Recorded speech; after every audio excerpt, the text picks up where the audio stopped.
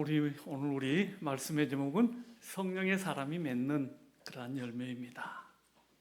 오늘은 우리 성령 강림 주일입니다. 우리들은 신앙생활하면서 성령 강림을 사모합니다. 또한 우리가 성령이 충만한 사람 되기를 원합니다. 어떻게 해야만 이런 사람이 되는가에 대한 말씀을 같이 나누면서 은혜를 나누고자 합니다. 많은 사람들이 성령 충만하면 먼저 감정적인 체험을 떠올립니다. 뜨겁게 찬양하면 성령 충만한 사람이라고 생각합니다.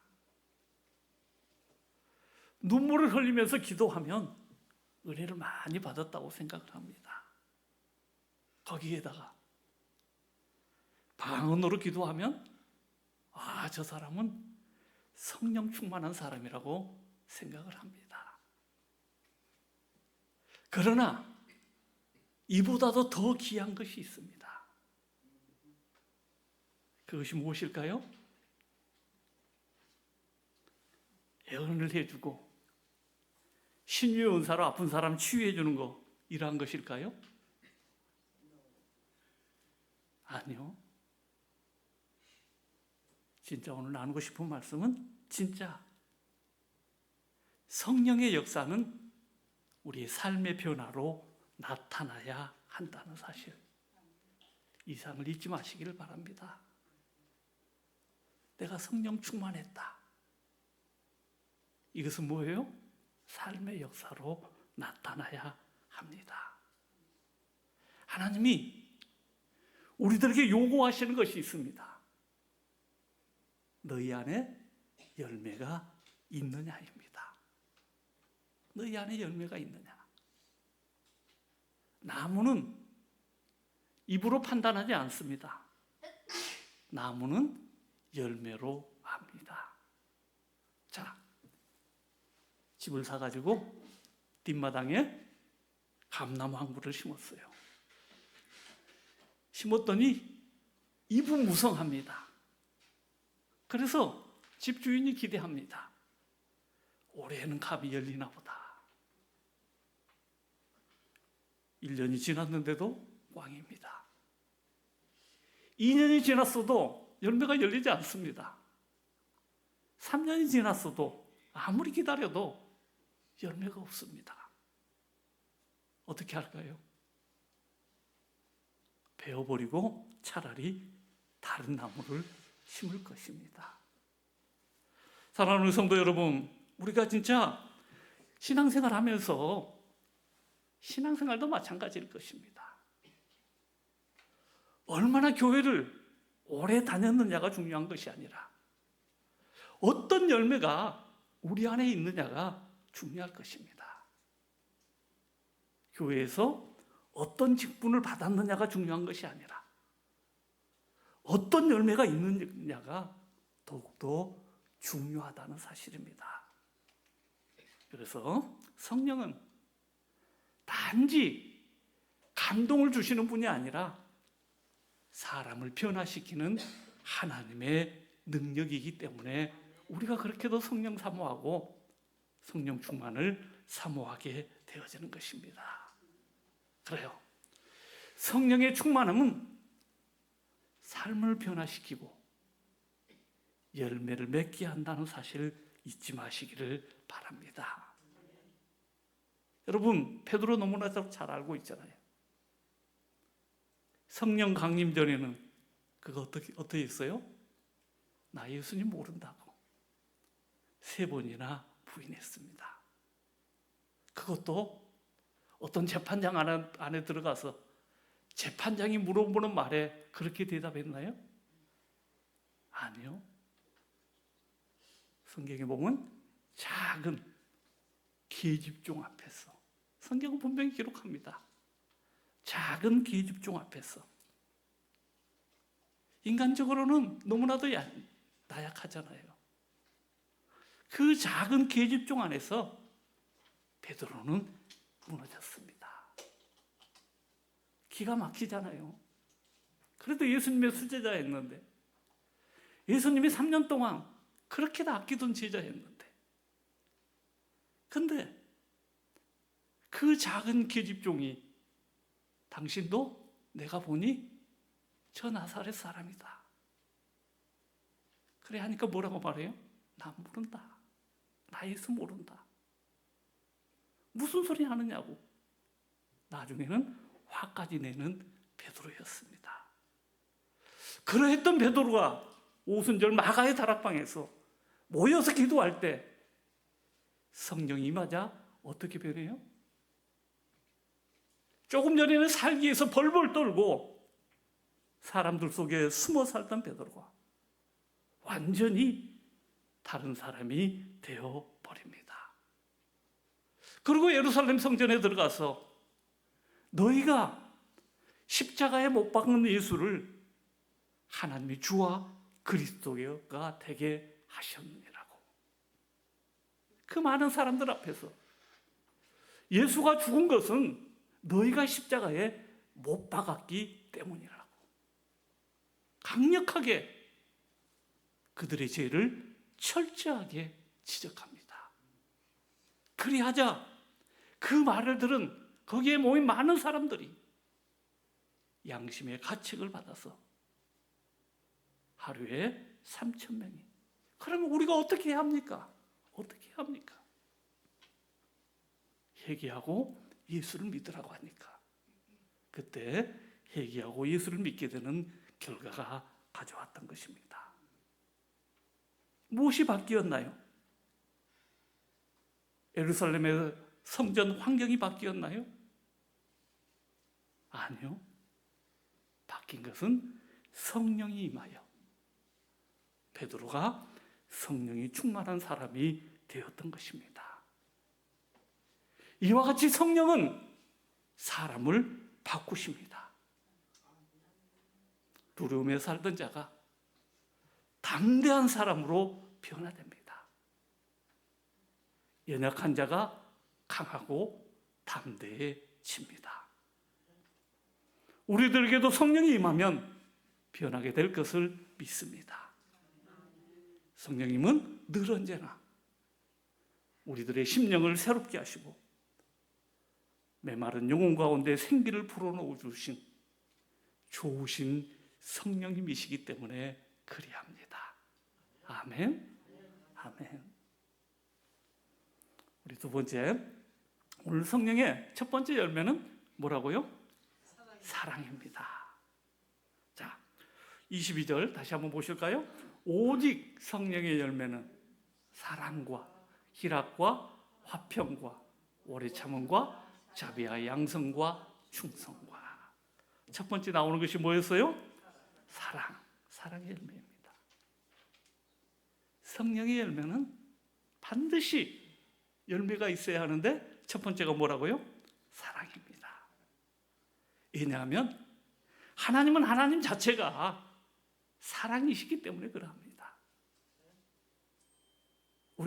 우리가 썸타임 절간에 가보면 어떡합니까?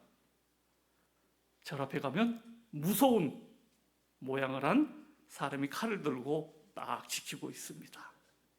우리가 아는 것처럼 사천왕이 지키고 있다고 말하잖아요. 그러나 교회는 문 앞에 그런 사천왕이 있나요? 늘 언제나 예수님이 내게로 오라고 초청하십니다. 그래서 기독교는 사랑입니다. 그러므로 사랑이 없는 그러한 신앙은 어찌 보면 껍데기 신앙입니다. 아무리 기도를 많이 하고 아무리 성경을 줄줄줄 다 알고 있어도 아무리 직분이 높아도 사랑이 없으면 하나님 안에서는 아무것도 아닙니다. 여러분 고린도서에서 13장 사랑장의 내용 여러분 잘 알고 계시잖아요. 내가 사람의 반응인가 천사의 말을 할지라도 사랑이 없으면 소리나는 구리와 같고 울리는 꽹가리가 되어진다고요. 이어지는 내용이 무엇입니까? 모든 것으로 구제하고 심지어 내 몸을 불사르게 내어줄지라도 사랑이 없으면 아무 유익이 없다고 사랑장에서는 분명하게 말씀하고 있습니다. 그렇습니다. 예수님은 선한 사마리아인 비유에서 말씀하셨습니다. 강도 만난 사람이 길가에 쓰러졌습니다. 그랬더니 제사장도 지나가고 레위인도 지나갔습니다. 그렇지만 선한 사마리아인은 그냥 지나치지 아니하고 가서 그를 돌보아주고 상처난 곳을 돌보아 주었습니다. 무엇 때문에 예수님께서 이 말씀을 하셨을까요? 진짜 사랑은 뭘로요? 사랑으로 나타나야 한다는 사실. 진짜 믿음은 사랑으로 나타나야 한다는 사실을 일러주고 있습니다. 성령이 임할 때 사랑의 마음이 회복되어집니다. 그리하면 미워했던 사람이 어떻게 보여요? 불쌍히 여겨집니다. 그동안 용서하지 못한 사람, 서운했던 사람, 오래된 상처도 성령님께서 만지시면 회복되어짐을 믿으시기를 바랍니다. 아멘. 네. 다음 세 번째, 성령은 우리들에게 기쁨과 평안을 주십니다. 세상 기쁨은 환경을 따라서 조속으로 변합니다. 잘 되면 웃고 어려워지면 무너집니다. 하지만 성령의 기쁨은 환경과 조건을 초월합니다. 바울과 실라가 2차 전도 여행 시 빌립보에 가서 귀신 들린 여종을 고쳐주자. 귀신 들린 여종이 있기 때문에 그 여종에게서 귀신을 쫓아내 주었습니다. 그랬더니 그 주인이 갑자기 돈벌이가 끊어진 것입니다. 여종의 주인이 고발하여 바울과 실라는 감옥에 갇히게 됩니다. 여러분 한번 생각해 보십시오. 등에는 피가 흐르고 발에는 착고가 채워져 있습니다. 이때 바울과 실라가 내가 무엇을 잘못했나고 한탄합니까? 내 신세가 어떠냐고 신세 타령하나요? 아니면 하나님을 원망했나요? 아니요. 그들은 한밤중에 찬송했습니다. 그들은 한밤중에 기도했습니다. 바울과 실라는 우리들보다 정신이 조금 모자란 사람이라 그럴까요? 아니요. 성령님께서 주시는 기쁨과 평안이 있었기 때문에 그러합니다. 그래요. 세상은 상황이 좋아야 평안하지만 성령님이 주시는 기쁨과 평안은 상황을 뛰어넘게 돼 있다는 사실 믿으시기를 바랍니다. 그래서 예수님은 말씀하십니다.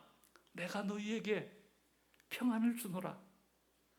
내가 주는 평안은 세상이 주는 것과 같지 아니하노라. 아멘. 아멘. 세상이 주는 것은 환경 좋아지면 와우 좋다. 이상으로 끝납니다. 그렇지만 예수님이 주는 평안은 그 환경을 뛰어넘는다는 사실. 어려워도 힘들어도 내 안에 뭐가 있어요? 기쁨이 있고 평안이 있다는 사실. 이것이 성령님이 주시는 기쁨과 평안입니다. 사랑하는 성도 여러분, 혹여라도 오늘 이 자리에 염려와 근심 중에 있나요? 성령님께서 우리의 마음을 붙잡아 주시기를 간절히 바랍니다.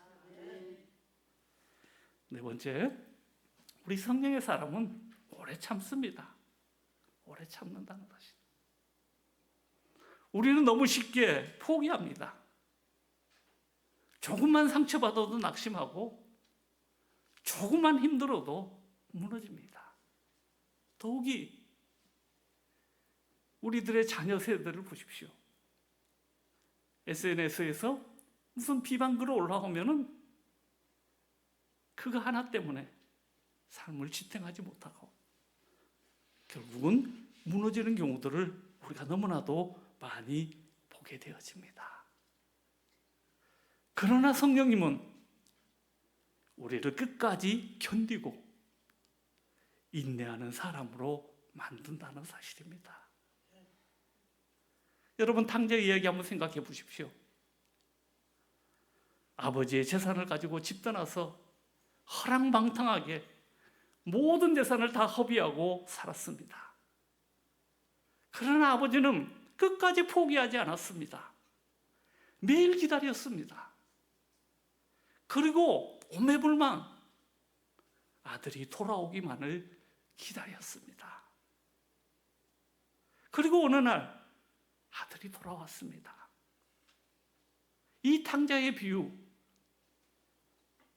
이 이야기를 무엇 때문에 예수님이 비유로 말씀하셨을까요? 하나님 아버지는 오래 참는다는 사실을 보여주시기 위함이었습니다. 세상 모든 사람들이 비난하고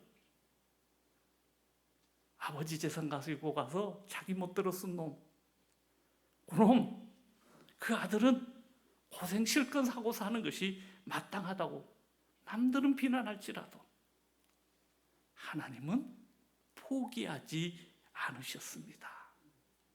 하나님은 우리를 포기하는 법이 없으십니다. 이것을 일러주시려고 하나님은 어떤 이야기? 탕자의 이야기를 일러주신 것입니다. 그래요. 우리들에게도 성령님이 임하시면 우리도 오래 참게 될 것을 믿습니다. 절대로 내 힘, 내 의지가 아닙니다. 성령님 힘으로 끝까지 기도하게 되고 끝까지 인내하게 되고 끝까지 사랑하게 된다는 사실을 잊지 마시기를 바랍니다. 그래요. 성령이 우리 안에 임할 때, 성령이 우리 안에 충만할 때 이러한 약속이 있을 것입니다. 마지막은 우리 성령의 마지막 열매는 절제라는 사실입니다. 절제는 자기 자신을 다스리는 힘입니다. 세상은 자기 하고 싶은 대로, 자기의 욕망대로 살라고 하십니다. 그러나 성령은 우리를 거룩하게 하십니다. 특별히 성령님은 우리들의 말과 생각을 다스리십니다. 모세는 참으로 위대한 민족의 영웅이요 뛰어난 지도자입니다.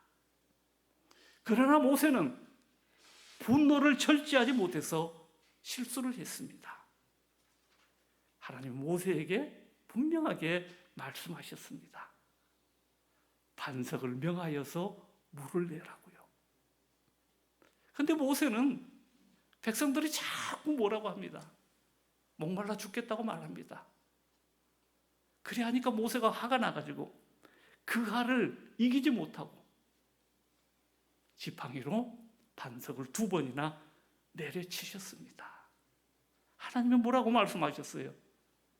반석을 명하여 물을 내라고 했건만 모세는 그 화를 이기지 못하고 반석을 내려쳤습니다. 그 결과는 그렇게도 들어가고 싶었던 가나안 땅에 들어가지 못했습니다. 사랑하는 성도 여러분, 우리들도 세상 살면서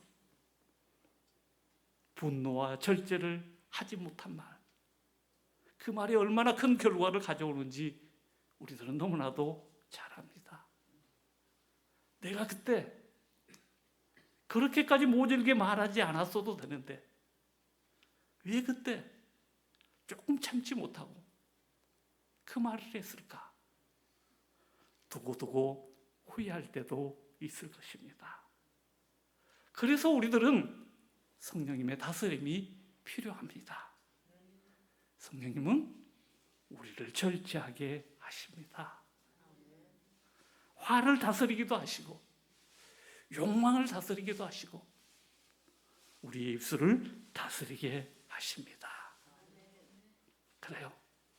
진짜 강한 사람은 누구와 싸워서 이기는 사람이 강한 사람이 아니라 진짜 강한 사람은 자식이 자신과 싸워서 이기는 사람이 진짜 강한 사람입니다. 내가 강한 사람 되면 어때요? 다른 사람 봐도 두렵지 않습니다. 그래요. 결론을 맺고자 합니다. 사랑하는 성도 여러분, 하나님 우리 삶 속에서 성령의 열매를 찾고 계십니다. 여러분 착각하지 마십시오. 절대로 예배드리는 시간이 아닙니다. 예배드릴 때에는 모두가 천사의 얼굴과 같습니다. 성령의 열매는 어디서 찾는다고요? 삶의 현장에서 찾는다는 사실 잊지 마시기를 바랍니다. 신앙생활은 입만 무성한 그러한 신앙이 아니라 사랑의 열매, 기쁨의 열매, 감사의 열매, 평안의 열매, 인내의 열매, 절제의 열매가 맺어져야 합니다. 성령이 충만하게 임하시면 기도가 살아나고 예배가 살아나고 가정이 살아나고 교회가 살아나게 될 것입니다. 우리 다 같이 갈라디아 5장 22절 다시 한번 우리의 목소리로 봉독합니다. 시작. 오직 성령의 열매는 사랑과 희락과 화평과 오래 참음과 자비와 양성과 충성과 그다음에 온유와 절제니 이 같은 것을 금지할 법이 없느니라. 아멘. 아멘. 갈라디아 5장 22절 23절 성령의 열매 첫 번째가 뭐였어요? 사랑. 마지막이 뭐였어요? 절제. 그래요. 이 열매가 우리 안에 주렁주렁 열려날 수 있도록 주의 이름으로 축원합니다. 그래요. 이 시간 우리 함께 한번 기도할 때 내 안에 내주하신 성령님 충만하게 역사해 주셔서 내 마음 가운데 미움 대신에 사랑을 주시고 두려움 대신에 평안을 주시고 분노 대신에 온유를 주시고 내 삶 속에서 성령의 열매가 충만하게 해달라고 여러분 각자의 입술로 하나님 앞에 한번 아뢰었으면 좋겠습니다. 이 시간 같이 기도하실까요? 아버지 하나님, 이 시간 우리의 입술로 간구합니다.